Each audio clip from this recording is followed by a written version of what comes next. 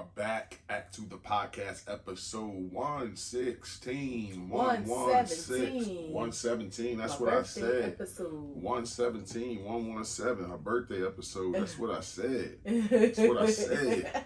It's your boy International Walk. It's your girl Tosh, the co-hostess with the most. And we are back for another episode of A2TP podcast. Out there, y'all can catch our faces on A2TPodcast.com. Catch us on Facebook. Catch us on YouTube. Catch us on Instagram.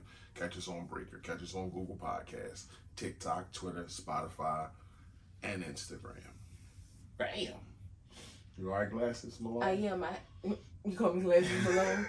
I had to clean them. It was looking a little fuzzy. She turned from co-hostess to Glasses Malone. Yeah. Get right to it. How are you? I am doing good. I'm doing great. I feel good. I will say mentally I'm a 9. I'm feeling Nina Nueve on the ass. Yeah. Feeling good. A little tired, but that comes with the territory of being an adult, right? Yep. Yeah. $500,000 on me right now. Financially, he got $500,000 on him right now, so I'm doing good. I'm a 10. That's a good one. Catch me at my stand-up show coming up. I'll be in the back. Work is an 8. I won't complain. Ocho. Work is an 8. Physicality. The body feel like. How was your week this week? What the body feel like? I actually had a really good week. I've been, doing some things to take care of myself. Oh my God! Did you just wipe me right there. with spit? No, I just got a little something right there. Sorry, go ahead. Did y'all see that? I think that's like assault. It's not assault. You had a little something. I can't believe you. I didn't want the camera to catch a little something right there. Go ahead. We'll talk about this. Physically, I'm a 9. I won't complain. My body is bodying, but I'm grateful and I won't complain. That's awesome. How are you? I am feeling... No! How are you? That kind of scared me a little bit. Baby, you always so shaky. Yeah. Well, life will do that to you. That cracks your side. Mentally, I am a 10. Oh, that's awesome. I feel good. I feel sharp. Yeah. Also on the mental side, not broken down at all. A 10. Finances is always a 10. Blessed beyond blessed. Thank you, God. $500,000 on me right now.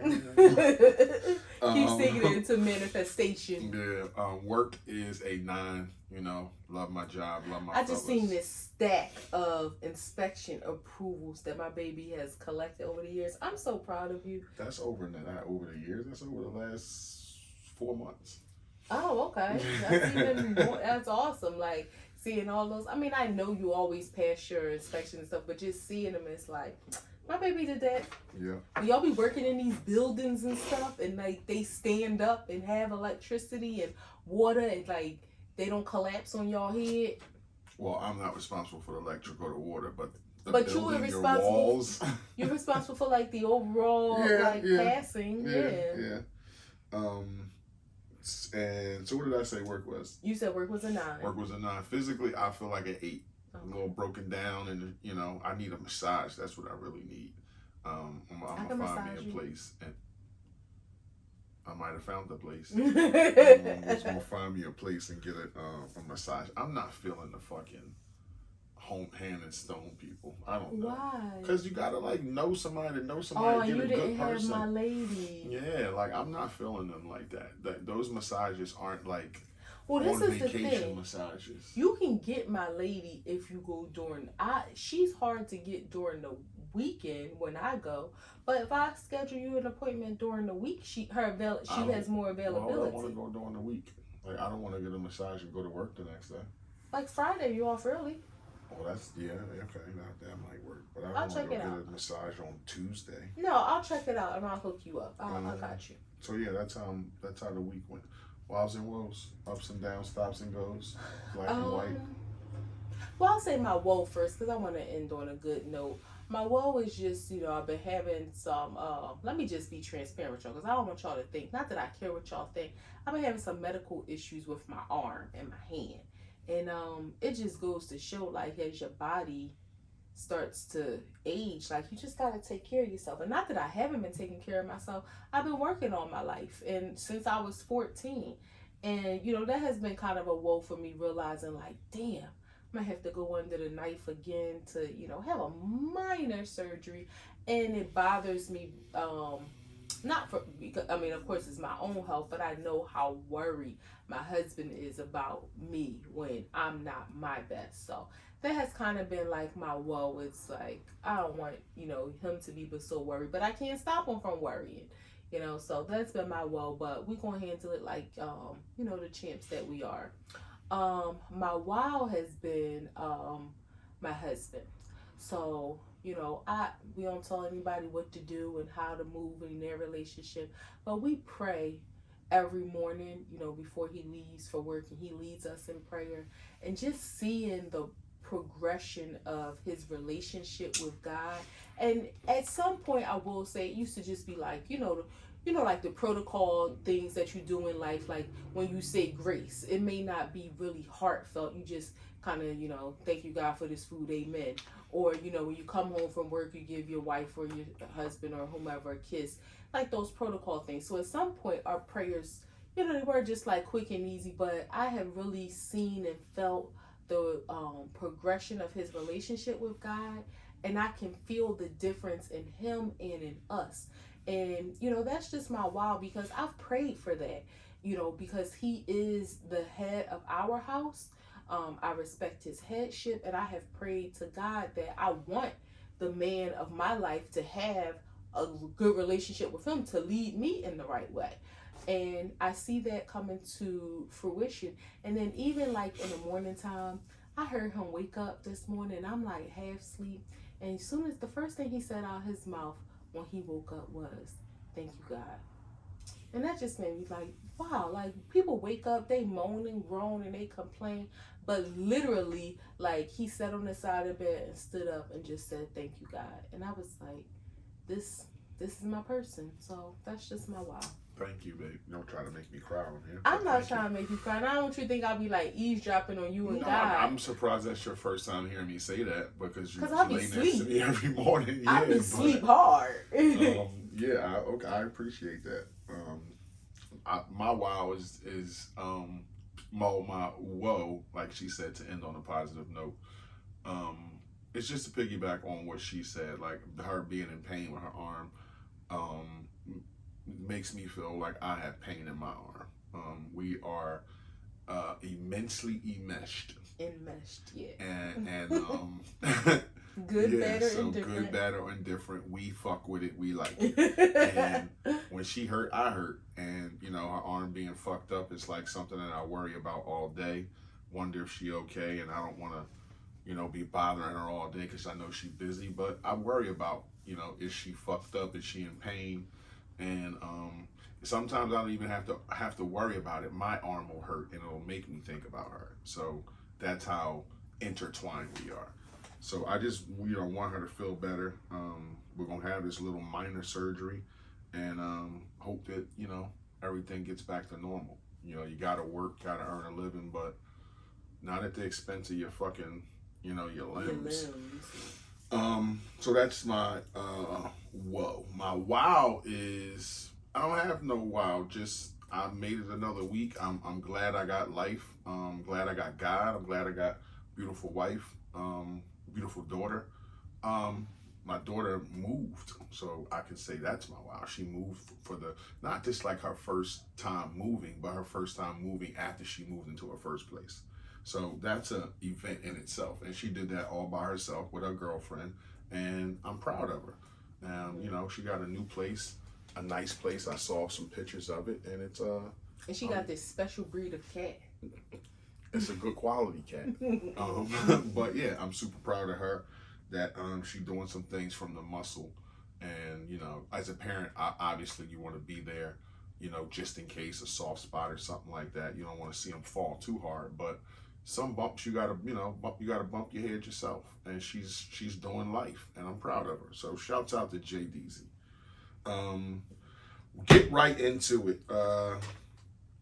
What's going around the internet? Women's basketball championship.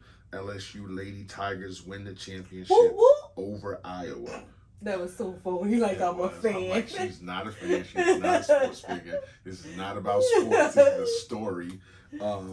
But she went up against a girl named Caitlin Clark, who was You said she went up against a girl? Yeah, she went up against a girl on another team named Caitlin Clark. She, being Angel Reese from LSU, went up against a girl from Iowa named Caitlin Clark, who was like the most dominant women's college player this year, and had a little swag to her, had a little, oomph to her, like talking shit. And that's what sports is to me, talking shit. But these two got into it. Obviously, Angel Reese comes out on top from LSU. Caitlin Clark, in one of her earlier games, gave a John Cena gesture to another player saying, "You can't see me," gets into the championship game and loses. And another girl, Angel Reese, does the same thing. And it seems like people fell out about this hand gesture. It seemed like people fell out, started calling, you got the owner of Barstool, Dave Portnoy, he calling people classless pieces of shit. You got Keith Olbermann, who's saying like this is not class, this shouldn't be in sports. I've been playing basketball since I was a little boy, and I play a little basketball. Playing basketball since I was a little boy, and it's always been talking shit on the court. Like, there's always been shit talking on a basketball court. So for somebody to throw a hand gesture at you, and you throw one back at them, I don't know how that turns into what class of person you are. Like, people have to. They didn't say anything when she did it, when Caitlin Clark did it, but then they say something when Angel Reese does it, and it's like, what's with the selective outrage, as Chris Rock said? What's with the selective outrage? Did you hear about the story? I did hear about the story, and this is just a perfect example of people allowing their hoods to show. So when we talk about, white people, and let me just say, somebody I saw posted a comment about it on Facebook and was talking about it. A black person, a black woman, and was saying how, the double standard. And a white man commented and was saying how, he didn't even see when Caitlin did it. And people were responding to him like, that's exactly the point. It's the selective outrage, to your point.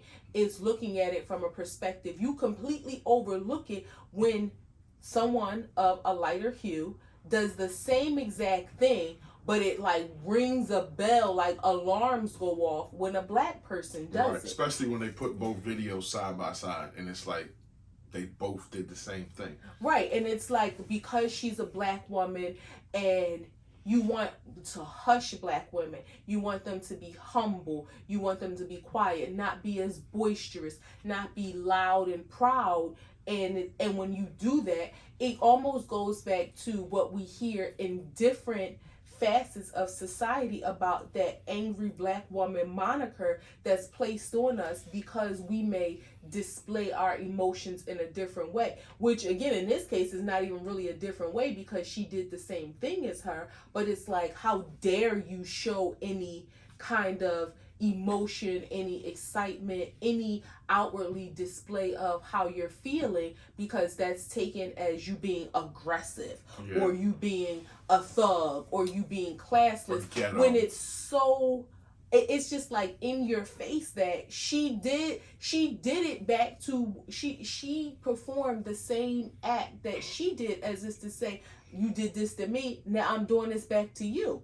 Like it's not like she went and gave her the middle finger and Well, nobody ever gave her the middle finger. Just to be clear, like I get what you're saying and I agree, but it wasn't something she did to her. Caitlyn did this to a girl in the previous game. Action. Yeah, right. in an earlier game, the game before the championship, and it was a girl of a good college player, and she wouldn't even defend her.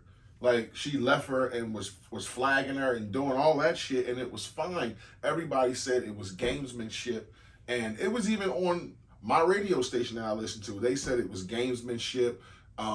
It's good to see that the girls can play like the men, talk shit, and leave it on the court. And then it comes to LSU, and it's like, let's put this black girl in a box. Like, let's make her feel like she can't. In her place. Yeah, like, let's make her feel like she should just win humbly and can't celebrate, can't be joyous, can't be demonstrative about you winning. And it's like, okay, I'm going up against the number one player in the country. I beat her. I'm going to show out a little bit. If she would have beat me, she would have showed out. She would have did some stuff and talked some shit. So that's what it is. Like, what NBA game don't you watch that has shit talking in it? And it almost makes me feel like if Angel Reese was instead Becky Bruckheimer, who did it back, in response it wouldn't even be a story. Right, this wouldn't even be a conversation. But because, again, Angel Reese, being a beautiful black woman, not shying away, not just taking her trophy and humbly bowing her head, now it's an issue. And you know what makes me, like, it's almost like, why do we need white people to kind of say, oh, no, it's okay, she didn't mean any harm? Like the fact that they interviewed Caitlyn to ask her opinion, and she said, it was sportsmanship. Like, she didn't do anything wrong. And even like in response to like the invite to the White House and all that, it's like, why do we need white people to validate our actions? Why can't people just think fairly, equally? It's not like this girl did something that wasn't done. Again, like I said, even though Caitlyn didn't do it to her, it's not like she wouldn't put her middle finger up or something like that. She performed the same action that she did. Yeah, she did a demonstrative act. She did the same one, and it's like, now it's a big deal. The whole White House thing, like, white people always want to poke their nose in shit, but always get it wrong. Like, you win the championship, that's the team that gets invited to the White House. But because LSU was predominantly black, let's invite Iowa with them. The runner-up. Yeah, like that. Like, what the fuck are we doing? Been done? Like, I know it's giving out participation trophies now, but not at the college level. Like, that shit shouldn't be. There's a difference between winning and losing. That's why there's a tournament. That's why you go through it. That's why there's a championship game. That's why it's a winner. No fucking losers ever invited to the White House just because, oh, let's bring them there too because, oh, it's good sportsmanship. No, you lost. Like, we beat them, so we get the invite to the White House. But the fact that you want to poke your nose in and try to bring like the other white team in on our shine, we decline. We respectfully decline. And that's how it should be. And I respect the leaders at LSU for supporting their team members in the way that they did. And it's a shame that you think like this something is that Sha'Carri Richardson all over again. I thought about that too, but it just makes you feel like something that, people always say sports unify people, sports bring people together, sports is like an equal playing ground. All true. Right, but it's like, why now do we have to have, and this is not black people playing the race card, this is clearly white people playing the race card. White outrage that LSU, predominantly black team, beat Iowa. Are they all white or predominantly white team? All white. All white team. This is the epitome of a white person having a temper tantrum. Wham, they beat us. And the ball player, Caitlin Clark, ain't got no beef because she's a true ball player. She know what it is to talk shit on the court. Like, she know what it is when you're the loser. She understands gamesmanship, like getting in somebody's head, and you understand when you good enough to talk shit and back it up. She can, and so did Angel Reese. So give her her credit where, give her her flowers where flowers are due. Like, this is another Sha'Carri Richardson situation where it's like your hair, your nails, the way you talk, the way you look. No, we don't like that. Because you don't look like how we think you should look. Yeah, it's she crazy. played basketball in a weave down her back, like all big and puffy, and they don't necessarily like that with bows and shit in it, nails and all that kind of stuff. And white folks see that, the commentators see that, and they talk shit. They do. It's crazy because I just had a conversation with a friend, and we were talking about code switching. You know what that is? I've heard of it. I don't know the definition right off my hand, but I've heard of the term. And I used to do it, but if you in today's world are in a professional environment with me, you know I no longer do that. It's when black people. You're not boring me. It's nighttime. You know, it's when black people feel like they have to put on a hi, thank you for calling, or thank you for They switch when they're in an environment. In a professional environment, white people, they feel like, oh, they have to put on this new voice. And I think at some point, probably being young professionals, we probably feel like we have to, that we can't be our true selves. One of the things I've learned for myself is I don't speak in a way like ignorantly or with a lot of slang and all that in my regular life. So it's not difficult for me to translate that into my professional life. I'm glad you said that, because that's the caveat. Because if you just being you and your vernacular is of street language and ebonics and shit like that, then you probably shouldn't take that to the workplace. Right. You probably shouldn't speak like that to your boss or people on the phone if you're in the service business or customer service or something like that. You shouldn't be like, yo, what up? No, like, absolutely. You can't do that. Absolutely. But there are some people who don't. But still, they feel like they still have to adopt this different persona in corporate. Like, you hear me on calls sometimes, and you like, and again, 10 years ago, I definitely did have a phone voice. I don't feel like I changed who I was, but I did felt like I had to talk a little differently. Not anymore. Like, I am who I am. I know what I know. I know my value. I know my worth. But I feel like America has become so used to us code switching, and not just in voice, and like you said, not wearing our natural hair. For a long time, I remember women thought like, oh, it wasn't professional to wear braids, or like if you did wear braids to work, if you had like a certain kind of meeting, then it was like, I remember somebody said to me, is it braids across the board, or is it straight backs? Is it micros? Like, there's a difference. Is it just braids across the board? Some women feel like just braids across the board. Okay, so they feel like that's more of a... They feel like it looks too ethnic. Okay. And this is black women thinking that.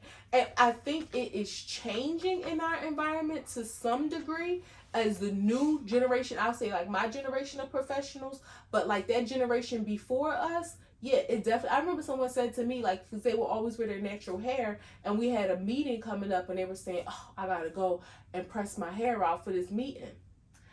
And I think I might have said this before, I purposely wore natural big hair because I was like, I'd be damned if somebody makes me feel like I have to have my hair straight just because we're in this meeting. As long as I look professional and kept and it's neat, like, I'm not going to do that. But again, I think white people have got so used to us code switching when they see the Angel Reese's with her weave down her back, with her lashes, with her nails, with her being true to who she is.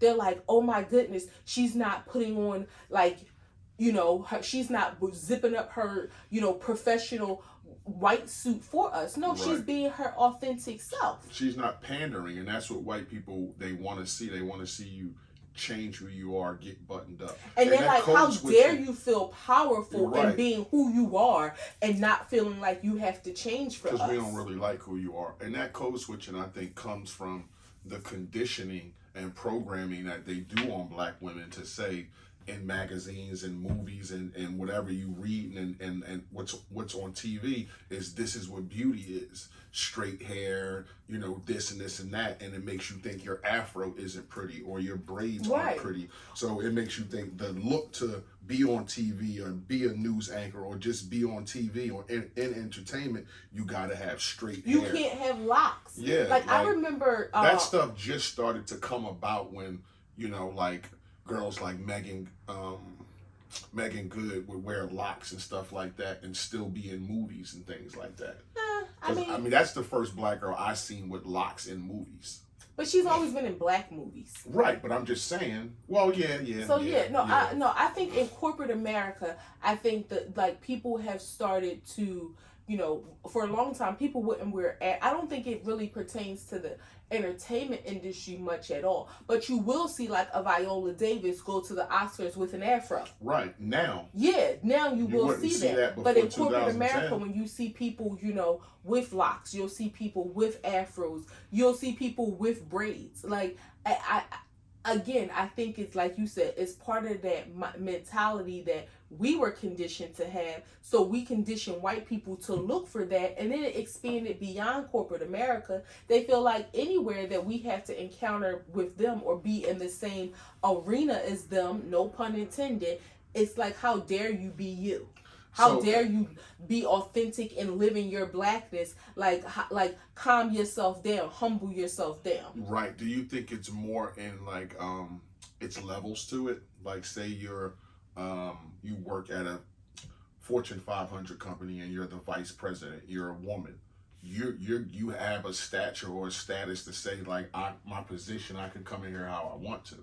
Like I don't got to come in here in jogging pants and shit like that. But if I want to come in here with my afro and looking fly and sharp, I'm the vice president of this place. Whether you're just a person who works in a cubicle or the secretary where you got to see people every day, you might be like, okay, I'm not at that position where I can like buck up and pull rank and be like, no, this is me. This is what I wear. Like I'm trying to get my feet in the door. I don't even think it's so much what you wear in terms of clothing, because that, there is a standard of professionalism.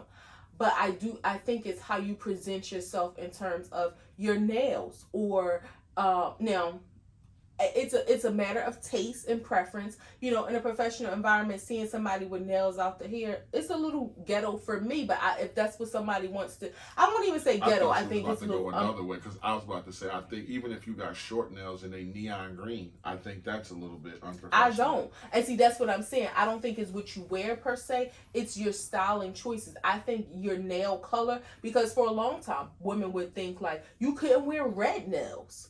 Because like that stood out too much in the professional world. They had to be like a nude color, or you had to keep them short. But I don't subscribe to any of those stereotypes. I think it's again not so much your clothes and what you wear. It's more so your styling choices, how you wear your hair or your earrings. Now, some people I'll wear big hoops. There is a certain place where I feel like, okay, they might be a little too big or ratchet looking for the workplace, but to each their own. So if your attitude is to each their own, what do you think about eyebrow rings? What do you think about nose rings, lip rings, 8 earrings down your ear, or 2 earrings in your nose, or you got this pierce on your lip and this pierce? Like but you professional as shit. Like you do your job, but you got 8 face piercings. I don't think people should judge. I don't think people should judge by that, because that person could be the best performing person in the organization. Now whether or not a company implements a rule to say, depending on what your interaction is with people, if you have a job where you don't even have to face customers, but it's like you're not allowed to have an earring piercing because your colleagues don't want to see it, I think that's bullcrap. And let me tell you, one thing that really changed my perception. You have to see people, it's one thing, but if you just work on a floor with 25 other people, it's nothing wrong with it. I don't think there's anything wrong with it in either case, but so you don't think it's unprofessional to have eight face rings? I don't think it looks nice, my professional opinion, but I don't think it's a matter of unprofessional, because that person could provide you the best service. They could perform their job better than anyone else. So I don't think it's necessarily a matter of being unprofessional. And let me tell you something that really changed my perspective on that. I remember years ago when I went away to this work conference. My baby was broken down because I was gone for a week. But at the end of this conference, they had a ball, like a gala at the end, the last night closing out the conference. And this woman, she was the CEO or CF, she was like one of the top ranking officials, the president, CEO, something, of this international organization where all these people from across the world came to. And she had on this gown, it was one strap that came like this, so her other shoulder and whole arm was out. And it had like a slit up the side. This lady had a tattoo. Now, she was a white lady. Mm-hmm. Nice, professional, all week long. Had on, her suits and doing. She had this tattoo that went from here down her like shoulder blade, and you could see it come out like on her leg. So I'm assuming it went across her back. And for me, it just stood out, and it made me think like, wow, here we are working in various positions in our organizations, feeling like we got to cover up tattoos or we can't let peers. And here she is, this, CEO, president, whatever, of this Fortune 500 company, and she's. But that's my point. She's a CEO. So she can come how she want to. When you own shit and run shit, or you have a different position in a company, then you can do things like that. But if you just a person who just got this job and you want to make a good impression, American society says you should probably not have an afro if you're the receptionist at this Fortune 500 company. Or and I call bullshit. Okay, I agree. But I'm just saying, by the standard of American society, they would say, oh, I don't want the first person to be at the desk with neon nails or an afro or a crop top on or something like that. Well, no, not a crop, yeah. That's why I said not clothes. Or face piercings. Some people might think different than you and think that face piercings are unprofessional. Like, they might think, like, people who do that are going to be tattoo artists. But you wouldn't think, now I'm just saying, I don't know if it is or isn't, but you wouldn't think that going into a Fortune 500 company, the receptionist is going to have 8 face piercings. You wouldn't think that. No, you wouldn't think. And again, I mean, just a matter of taste. I don't like it, but I don't think that person can be deemed unprofessional because they can be highly right. I'm just saying. I'm not saying job. You, but in general, people shouldn't deem that person to be unprofessional because they essentially have jewelry in places that most people don't. But it's one of those stigmas that we have to start like moving away from. So what happens now as we get into this place in society with more transgender people, whether they've had surgery or not, but wanting to live as an alternate gender than they were born or assigned at birth. So what happens if you walk into this job and you know there's Jim at the front desk? Hi, thank you for coming. How can I assist you today? And Jim has a ponytail, blush on his cheeks, and a dress on. Did somebody tell the kind of lawsuit that would happen if somebody told Jim you can't come to work with this because it's unprofessional? But I think that it would be policy. I think that you can do that, or a company, Fortune 500 company, would implement, would implement something that would stop Jim from being able to work at that position or wear what he wants to wear without getting the lawyers involved, without Jim having a leg to say I'm suing or this is wrong. They would say there's a dress code, there's a policy. If he was within dress code, and he had on a dress that was past his knees, he had on a flat loafer. I'm sure they could get some lawyers to draw up some language where it says like men can't wear women. I'm sure it would be something, and I don't have the language for it, but something in lawyer talk that would say this is inappropriate or deemed against policy. I hear what you're saying. I don't think they would because again, then you start to infringe on and that's one thing that big companies, million and billion dollar companies care about is who's the first person they see when you go in their business. They care deeply about that shit. Like first impressions are the perception. Impressions dictate the perception. So if you go in and especially when everybody has expectations, you go in somewhere you expecting something and then you get something different, throws you off a little bit. But what companies also care about is litigation. Yeah. And if Jim decided on May 1st he now wants to be called Jane, and he shows up to work with makeup and a ponytail and hi, thank you for coming in today, then they may say we have to call you by your legal name. Fine. But if they try to tell him or try to terminate his employment because of what he's wearing, the picket signs that would be out. Yeah, I'm sure LGBTQ plus A would be out there in droves, and rightfully so. I'm not disagreeing. I just think that they have high-powered lawyers who can probably get around that without offending people. Put some type of language in there that'll, free them from anything. I've never in my life been called a classless piece of shit. So, I mean, I know, everybody got their opinion. It's social media, but you got the owner of Barstool, Dave Portnoy, calling a young black woman a classless piece of shit. Like, that is harsh. It's wrong. It's so derogatory. Yeah, it's derogatory. It's overreach. Like, you don't have to go that far if you want to give your opinion about a sport at that point.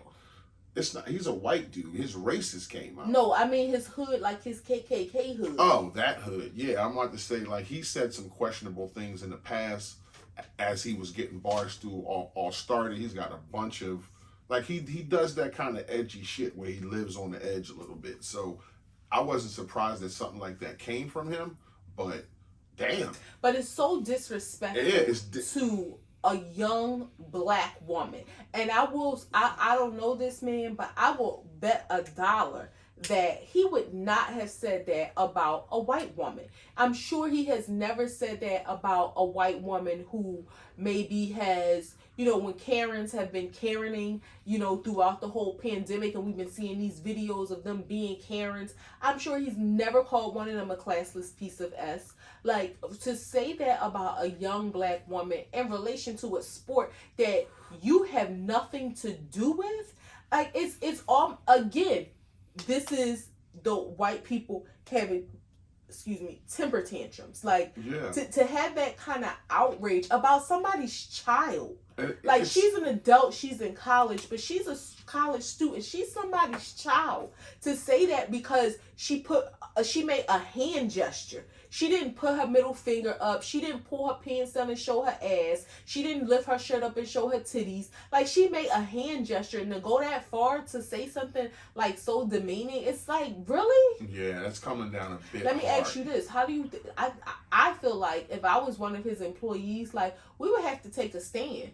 Like, we would have to take a stand. Now, it's money. A big company. It's money involved. But he's got a ton of podcasts. He owns a network, and there's a ton of successful podcasts. You got to speak up. And most of the podcasts over there are white, young, edgy white guys who do that type of comedy and do that type of content where it's kind of on the edge, and they that's how they play. The only black people over there is Wallow and Gilly.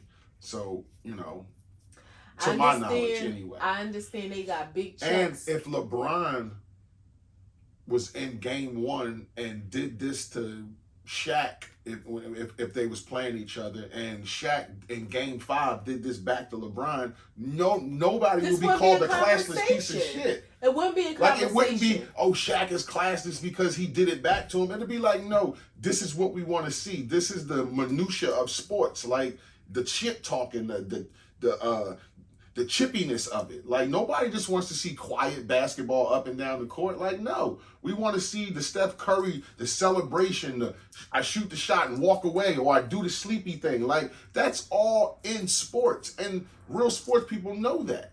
Like, they know that. So to call a young black woman a classless piece of shit, I'm sure if somebody I didn't know called me that in a comment or something, I would address it, because that shit hurts. Like, it just does. Like, there's certain shit you shouldn't say to people. I think also because it's a woman. It's one of those things where, like, there's a double standard in life. And just to say that about a man, it would still be wrong. But it just, for me, it feels even different because you say that about a young woman.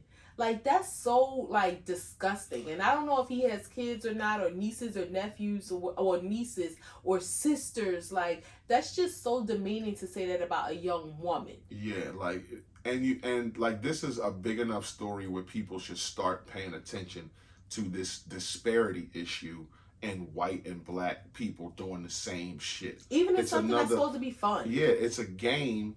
And why we got to bring that into it? Like, just let the players be the players. Nobody wants to see boring sports. And the disparity is the bigger issue, because it's like you got another another Sha'Carri Richardson situation. Then you got what's the dude name who owns fucking the UFC? Dana White. People compared him to Jonathan Majors, and recently Jonathan Majors released a text that looked like it was supposed to be like the woman is taking responsibility, but when you read it, it don't look good. It don't look good. It looked like you kind of like she's like she said you hit me and it was my fault. Yeah, like that kind of shit. I didn't read it, but that's the impression I got. Yeah, it's almost like, and plus like we talked about this, and this is what I'm supposed to do to so you don't get in trouble. But the thing is, when I heard that he was going to release this, where she was taking accountability, you can't say, "Well, see, I hit her, but she's saying it was her fault." Like that ain't really excusing your behavior. And God forbid it's a video, but I say that to say like Dana White hit his wife on camera, and they say the first thing you're supposed to do when you make a mistake is apologize, is acknowledge your mistake. And he did that immediately. And I'm not saying what he did wasn't 100 times wrong, because it was. But I also have to acknowledge that he stepped up and apologized for it. Now it's between him and his wife. Y'all figure it out. If y'all still gonna be together, whatever. But it's like people will pile on. And even I still think Jonathan Major's situation looked bad. I thought it looked bad when it initially happened because he's an up-and-coming a star. But everybody like just has a different outrage. Like nobody said shit about him hitting his wife or anything like that. And I'm not saying you should jump to conclusions, but it's selective outrage. You can't have. So what are you saying though? Like people were upset about Jonathan Majors and not upset about Dana White? Yes. Oh, okay.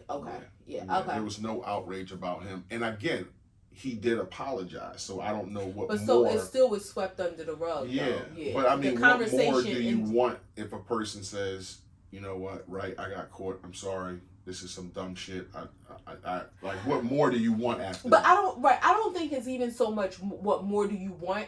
But I think even like with the situation, like you said, with Jonathan Majors, or even the situation with Angel Reese. When was the game? I mean, I know we always say we're not going to date the show, but when was that? 5 days ago? What, the game? Yeah, Monday. And the conversation that was Monday? Sunday. Okay, so and the conversation is still ongoing. Jonathan Majors, I mean, that story is still unfolding, so it makes sense that it's still ongoing. But the Dana White situation, it was like a 24-hour turnaround and it was done. So it's not that you want more, it's that the news media, it's like they're trained to say, okay, let's get off of this. But is that there because of the apology? That's my question. Because again, they say when you make these fuck up mistakes in public like this, if you own them and apologize, people move on faster. And the news cycle is much faster. When people say, oh, I'm innocent, I didn't do this, that's when shit drags out and you leave speculation. You leave like conjecture to be, all thought up. But if you say, you know what, y'all seen the video, yeah, I did it, I'm sorry, this is wrong, I can't act like this, me and my wife are working it out. It's like, damn, like he acknowledged his mistake, he didn't run away from it. And again, it's 1,000% wrong, but did his shit get swept under the rug because he's white or because he apologized? I think because he's white. And the reason why I say that, the news media time and time again has showed us how they, their selective portrayal of black people versus white people in the same scenarios, where it'll be, a young black man who commits a crime and they gotta, describe him in such a disparaging way, where a young white man, similar crime, same age, they got to talk about him being an honor student in school or him being an Eagle Scout, where like they don't take a moment to look up, what are some other bad things in his past, or what are some other good things in the black kid's past. So I think the media is part of the problem in keeping that news cycle going. Yes, the apology may have helped some to kind of say, all right, well, it's done with, it's over with. But the media too, the media can drag things out when they want to. Because just think if it's like, let's just say like the Tory Lanez and Meg Thee Stallion thing. Like, let's just say Tory Lanez was like, yeah, we was drunk that night, everything happened, I shot her, it was a mistake. I didn't mean for it to happen. Blah blah blah. I don't think it would have drug for 2 years like it did in the media every that was day a court if case, everybody would have known. Okay, he admitted and acknowledged and apologized. All that 2-year speculation would have went away. So when people, if he would have hit his wife and nobody would have said nothing, just saw the video, I think people every day would have been like, this piece of shit, this piece of shit, this piece of shit. But then the fact that he gets up there and says, yeah, I was wrong, I did this, you know, now me and her are working it out. I just think that has something to do with the turnover. Possibly. Trump was arrested. Yeah. 34 felony counts, 134 years he's facing. Hush Money, Stormy Daniels, whole bunch of other shit. Trump was in New York, sitting at the court table. You saw that? Yeah. At arraignment. I absolutely don't That think... looked funny. It looked weird.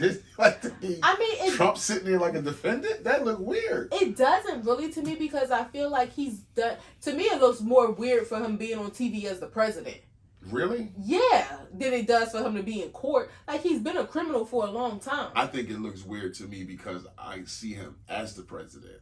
And now I'm looking at him like, you're the defendant's table, bro. Like, with that blue suit and red tie, that presidential outfit. Even when I see him in presidential rallies, it's like, what are you doing, dude? Like, that to me is still, like, he's like a cartoon character. Let me tell you how big this dude is, though. Trump, it was in New York, getting arrested, arraigned, all that stuff.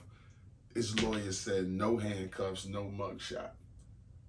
Like, that's the most gangster shit I've ever seen. But did they really say no mugshot? No mugshot. He got arraigned and they didn't take no mugshot picture, or they didn't put him in handcuffs. But I heard something. New York is one of those states where your mugshot is not required to be released. So is it true? And I'm just asking, is it true that he didn't take it, or did they not release it? They said it wasn't. He didn't take one, or he wasn't placed in handcuffs. Okay. And like the handcuffs I get, and I heard that the DA did agree to that. Right. No handcuffs. Yeah. So do you think like he's gonna do any jail time? Absolutely not. And also, right. So I looked this up. No presidential candidate that's running a campaign has ever raised since he got indicted. He's raised $8 million in 72 hours. $1.1 million today. I'm not surprised. I mean, you and the campaign is until 2024. Let me tell you, I don't think he's going to do any time. I think they're going to try to hold this up to potentially stop him from running. If they are unsuccessful at stopping his run, I think he's going to win in historical numbers. Mm-hmm. Because people who were kind of on the fence, people who voted for him before, they're going to vote for him again. Which half the country voted for him the first time. People who were on the fence are going to jump that fence. And then people who probably would not have thought to vote for him before, but then seeing, and this is probably the more wealthier class of people, seeing the economic changes that happened after his presidency, I think they're going to go over to that side. So I think he's going to win in astronomical numbers. What that means for the country is scary. What that means for the country in terms of world relations is scary because we see all the things that's going on with the U.S. dollar. So I don't know what that means for us as a country, but I do think that if he is allowed to vote, if he is allowed to run, that he is going to win in historical numbers. Yeah, I believe that. I believe he will be the president from 2024 to 2028. He will be. And I think people who crossed him, like, it's going to be bad.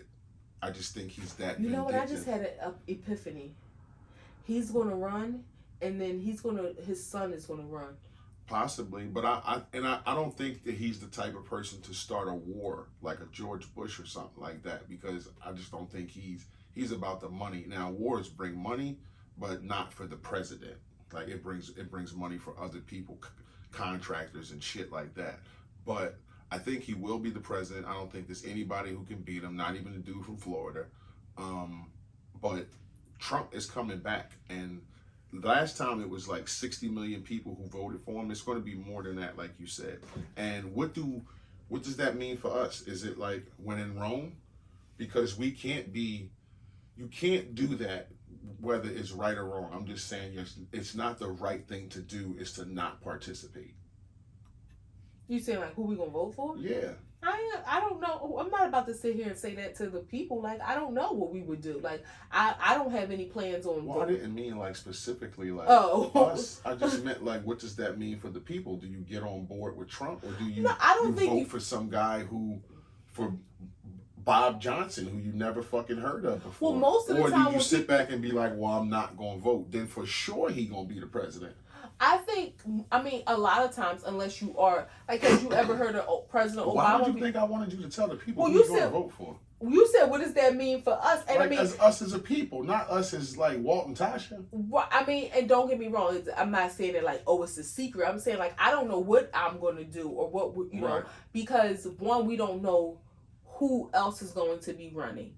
I think for the people, I definitely don't think it's a win in Rome situation. I think you need to look at all of the candidates to determine who's the best fit. And I think the worst thing to do is to have a win in Rome mentality, because then you're not really, like, Bernie Sanders should have won when he was running before, but so many people just kind of followed the pack and they didn't want to think outside the box and think who was truly the best option for the country. So I think when people just think Democrat or Republican and they don't really look at all of the options and how they think that candidate what is in the best interest for the country. But when you got two evils up there, you take the lesser of the two, is all I'm saying. So if you got Trump and a guy that they just put up there 6 months ago just to run against Trump. Well, it's probably be Trump and Biden. Okay, if it's Biden, you're going to look back and say, what was the last 4 years like? Nobody was working. Everybody was fucked up, complaining. Shit was getting robbed. People were getting shot, fucked up. I don't think that's it. It was all these mass shootings. And there was some when Trump was in order. But let's not, like, Trump had the economy. It was running the way it's supposed to. What, did he get up there and say divisive shit every day? And the company and all the country was separated? Yes, but the economy was running, and I think that's what people care about: having jobs, having money, being able to do shit. Not like, let's just not vote for this guy and the economy is fucked up. Unemployment is up high as shit. People, I don't know enough about shot, it. Nobody doing nothing about it. I don't think any of that is attributed to Biden, because I think it was the same. No, but I mean, you can do something about it. Is all I'm saying. You can do shit about it. Is all I'm saying. That's all. I don't mean like he gonna stop it, like Trump gonna stop it, but let's not act like Trump wouldn't do shit. I don't think Trump is the solution to those things. I don't think Biden is the reason for those things. I think I don't either, but I'm just saying he would do something about it. He wouldn't sit around and a school shooting would happen and then the president's wife says, "Oh, our prayers and thoughts are with you." Like, that's just it. Like, no, I don't think there's anything Trump would be able to do, just like all the school shootings before him. I think he would change some shit around, and I think he would try to make for gun laws against the NRA. No, I'm not talking about for gun laws. I'm talking about he would put security or something in place that would, because he knows how to up his ante, is all I'm saying. So if he does something, a gesture of some sort to change what that looks like when you go in schools, I think people will be satisfied with that. I disagree. I'm not saying he's the solution, and I'm not saying Biden's the reason either. I agree with you, but I'm just saying Trump is more of the person who would probably do something about that than Biden. Trump is not going to want to upset the wealthy. Wealthy people don't want it to look like in Beverly Hills it's dangerous going to school, or in Aspen, Colorado they have to have security guards, or in Martha's Vineyard, or in Martha's Vineyard. How's he going to answer to one of their kids? Well, that's what I'm saying. I don't think that he's going to do anything that is going to help that situation. So if a school shooting tomorrow Largo happens, you don't think he'll do anything? Nothing that's going to stop it from happening. Will he react? Yeah. But what is really going to need to happen is they need stricter gun laws. That needs to happen. They need people to, they need security and enforcement, and I don't think Trump is going to be on that side to limit to want to go up against the NRA or to upset the NRA. I don't think he's going to want to upset wealthy people by implementing laws that says you have to have security and that sort of thing in all schools, because I think those are the things that are going to help stop the gun violence or stop the school shootings. And I don't think he's going to want to ruffle those feathers. I disagree. I hear what you're saying, but I think like he would want to up his. I forget what they call that thing, but when they like you, what's that called? Your liking status. It's yeah, like no, I know you're talking about. But yeah, that's what exactly what it is. But I think he would want to up that and keep that up there. Yeah, approval rating. Approval rating. So I think he would be the type to put security in schools in certain places or things like that, where Biden just says thoughts and prayers. We're sorry, we got to do something about this gun violence. And it's like, well, but fucking Obama do said the bro. same thing. Clinton said the same thing. Like they've been saying it since they've been happening. Mm-hmm. Like I mean, and don't get me wrong, I ain't no Biden supporter either. And then when you say like somebody up there that we don't know, unless you are really involved, and not even involved, engaged in politics, which I am not, you are not. Like I didn't know who President Obama was before he was running for president. No, and so I mean, whoever the person is that may run against Biden or may run against Trump, I think if someone runs against Biden, they may stand a chance of winning. I don't think anybody opposing Trump will stand a chance of winning. So I think it's either going to be Biden versus Trump, or whoever Biden's opponent is versus Trump. And if convicted, you still can run for president with a conviction on your record. So that the only way he's not going to be able to is if he's in jail. Yeah, if he's in jail, then he can't. Can you imagine if he run from jail? That would be like, see Trump in an orange jumpsuit after all these years. Like that motherfucker, him and his dad been doing shit since the 70s. But you know what? It's kind of one of them things where, you know, whether or not he deserves his charges or to go to jail, whatever, that's neither here nor there. But to me, it would be one of those situations where it's like, people will really do what they want to do when they want to do it. Mm-hmm. Like, they will make it happen, good or bad. They will make it happen when they want to make it happen. And there's such a difference between the justice system as far as state and federal level. It almost seems like the federal level can do what they want to do. Well, no, the federal level declined to prosecute on some of these charges, whereas the state level is who had decided they were going to, which is crazy to me. But I'm just saying it's a disparity in that shit, because the Fed level, like, they act as though we have information that we don't really want to share. We know we're gonna convict your ass, and it's like you rarely beat the feds. But like state charges is different, and he facing 139 years or some shit in jail. That's like a long time to be upstate. Like, that's not in a federal prison. That's not easy. Trump ain't going to nobody's jail. I don't think so either. But if anything, if he loses, he'll have to face some severe fines, maybe like a house arrest or something. I would bet $1, and only $1, because I don't gamble, that he is not. I'm not gonna say he's not gonna be found guilty. He is not doing a day in jail. Yeah, that's part of my what have you learned, and it's not like I just learned this, but I didn't learn anything else this week. But the American justice system it's flip floppy. Like, it's supposed to be set up to work in a democracy where you innocent till proven guilty, but we know it don't work for a lot of young black men who went to fucking jail. But then you see it work for like OJ. And it's like, everybody know this dude cut off 2 people's heads and he play golf every day. Like, how the fuck could something like that happen? And then he goes to jail for stealing back his own stuff. Yeah, and it's like so many other people deal with the court systems, and it's like that person should have went to jail and they got off. And it's like that person should have never even been locked up and they got 30 fucking years. Like, it's such a, you never know what you're going to get. You never, and it's like, and not to harp on OJ, but like, a lot of people believe he did what he did. Like, you cut 2 people's head off and you play golf every day now. Like, how the fuck did that happen? But the justice system is, like, you would think is set up to, like, incarcerate black men. But he was a black dude that said, nah, fuck y'all, I'm getting off. There's a caveat. He was a rich black man. Yeah, that's true. That's true. And he was OJ, so at that point, people thought he was white. Yeah. He was white. What have you learned, if anything? I learned.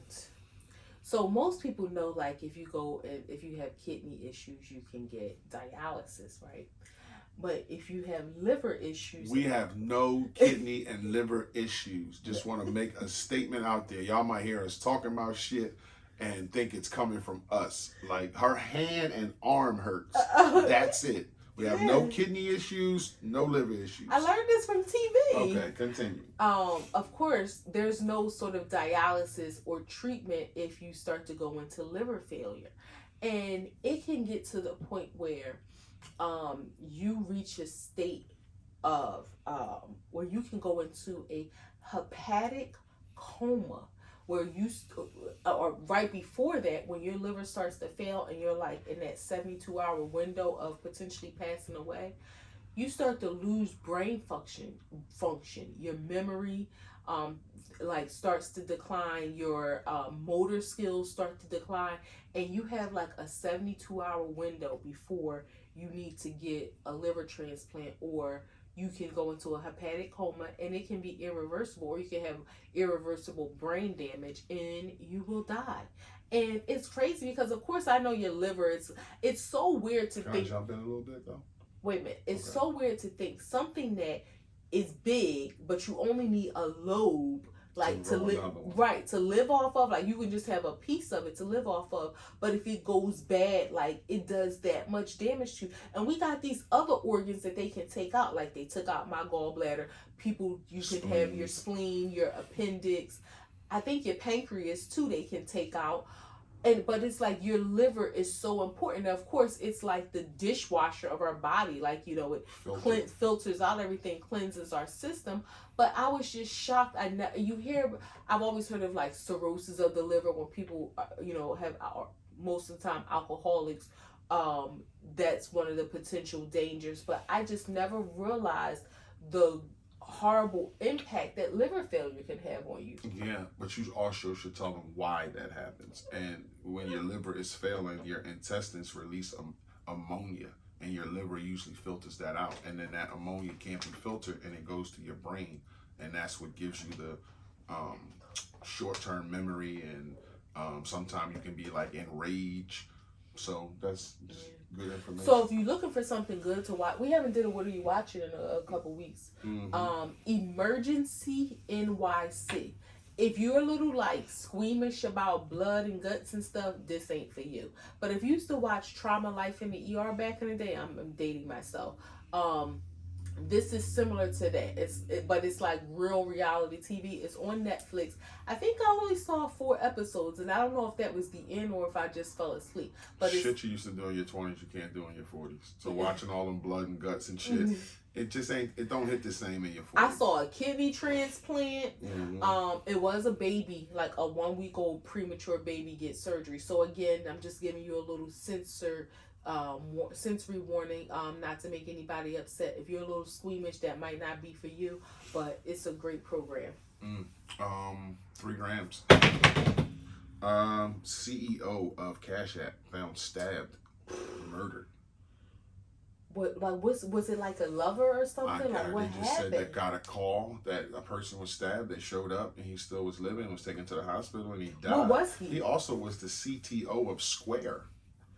That I knew, and you know, Square is like the thing. Swipe thing on the phone. Yeah. He was making money. Yeah. Money, honey. Yeah. Was he like in his home? Where was he found? Yeah, near his home. Near his home, but he was outside. Yeah. Oh, wow. Found stabbed and he died. Like, that's fucked up. You know what? It makes me think. There's not a lot out about the story other than Cash App found her dead. It makes me think, right? Remember the story? We kind of heard bits and pieces of those Bitcoin people. It was like 3 or 4 people that mysteriously died. And you know, Cash App was dibbling in Bitcoin as well. I ain't putting no conspiracies out there, and I don't have nothing, but it just makes you, things that make you say, that's that Clinton shit. Like, people ended up dying. You're supposed to do it with me. Things that make you say, That's that Clinton shit, though, that you just end up dead and don't nobody know why. Yeah, but to think like all those people dabbling in Bitcoin ended up dead, and now him ended up dead. That's spooky. I don't know if we talked about this, but let's just get through this real fast. The Tekashi beatdown. Yeah. We did chat on that a little bit. Just a little bit, yeah. Does this open the door for him to get beat down everywhere? Now that somebody done beat him down already, like, so this knows, like, you come to some public place like LA Fitness, like, this can happen anyway. Probably so. And the sad part is, I mean, not that I care about, him, but even as a person though, like, the people that did it had nothing to do with, like, these weren't like rappers he had beef with or anybody that he had beef with. Just somebody who was putting their nose in something that they had, like, this was literally a situation of, like, bullies getting somebody. Like, oh, this guy has a story, and y'all just, like, that's supposedly cowardly. They were Latin Kings. Just a rumor going around that the people who jumped in were Latin Kings. So, he talk all that gang shit, gang and blood this and blood that. But there was like no correlation between them and anything he had going on. No, but I just so it's like, okay, that's like somebody who knows that it just, to me, it just looks cowardly. Like, y'all saw him, y'all knew who he was, and y'all knew he was a mark. But that's cowardly. If y'all didn't have no beef or no reason, like, okay, even if y'all were Latin Kings and he's whatever he was, if it wasn't no reason, no history behind it, y'all just decided, let's get him. They beat the shit out of him too. I heard. Yeah, they beat the shit out. They put a licking on him. Apple launches its own version of Afterpay. It's called Apple Pay Later to compete with Zip, Affirm, Klarna, Afterpay. Wow.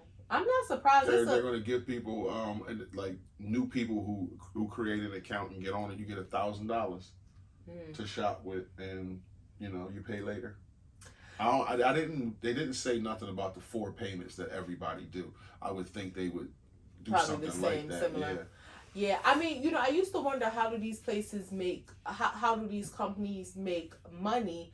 But they're making money from the merchants, because they charge, the merchants a percentage, which, I mean, it's kind of... How many people out there use Afterpay? I've never used Apple Pay before. I mean, Afterpay. Do y'all use Afterpay? I do. And she is the Afterpay queen.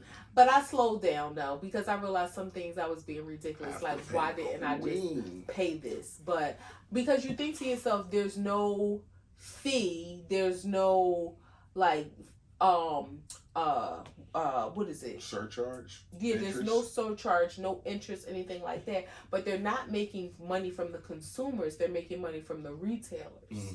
So, I mean, and then for the retailers, it's beneficial because you generate more business. If people say, oh, I can buy this thing for $1,000, and instead of paying you $1,000 at one time, I can pay you in 4 increments of $250.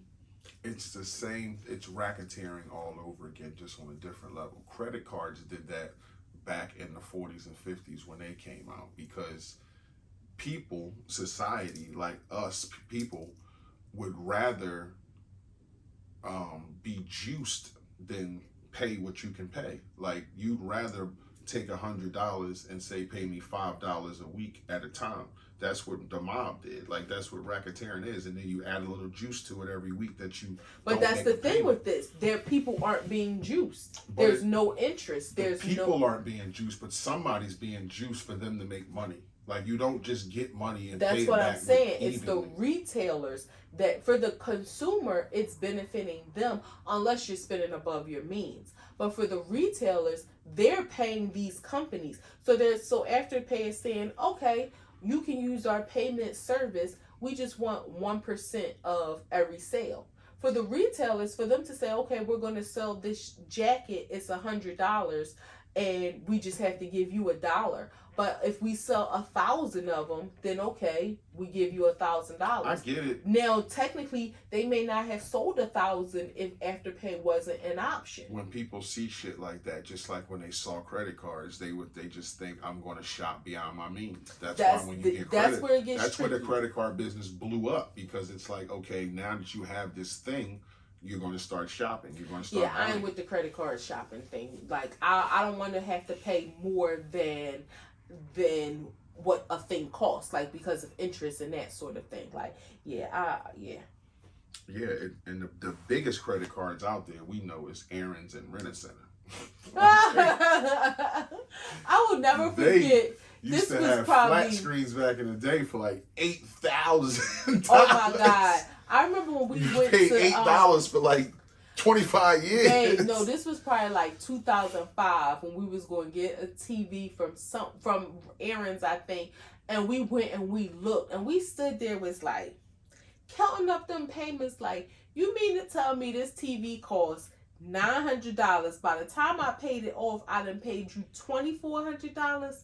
Nah, we left out there. We never used them. Yeah, but I mean, people do what they got to do. But I'm not with that. I don't want to pay you no interest. I don't want to pay you more than what a thing costs. They will give you a couch, a love seat, chair, pillows, lamps, light bulbs, placemat on the coffee table. They will give you they will give you coasters, all that shit for $19 a week. And it'll be for 28 years. It's like, God damn.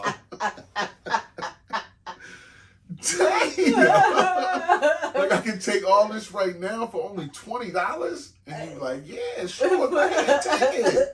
But 28 years, Wait, when we used to have a neighbor, I swear. They would come get the payment with the truck. They used to show up every week to this lady's house. With the truck. Like either you going to pay or we take it 8, 9 o'clock in the morning. Like, that's the Aaron's truck outside. Every week they used to come to her house. Give us our $16 or give us our whole living room set back. God bless her. She had a lot of kids. I hope she's doing well. Yeah, I do. Let's do a wrap. A2TP Podcast, episode 117. My birthday. Coming to a close. It's your boy International Walk. It's your girl Taj, the co-host with the mostest. Yeah, I forgot. Y'all guys can catch us on A2TPodcast.com, Facebook, Instagram, YouTube, Twitter, Radio Public, Breaker, Google Spotify. Podcasts, Breaker, Spotify, TikTok, and Twitter. I said Twitter. Yeah. I said Instagram. I said all that. Yeah. Just we're out there. You know, if you really want to find us, you just go where you get podcasts at and fuck with us. And, you know, we're out there. International Walk. Your girl Tosh, the host with the mostest. If you fuck with us, you fuck with us. If you don't, you should. Peace. You didn't give him a piece.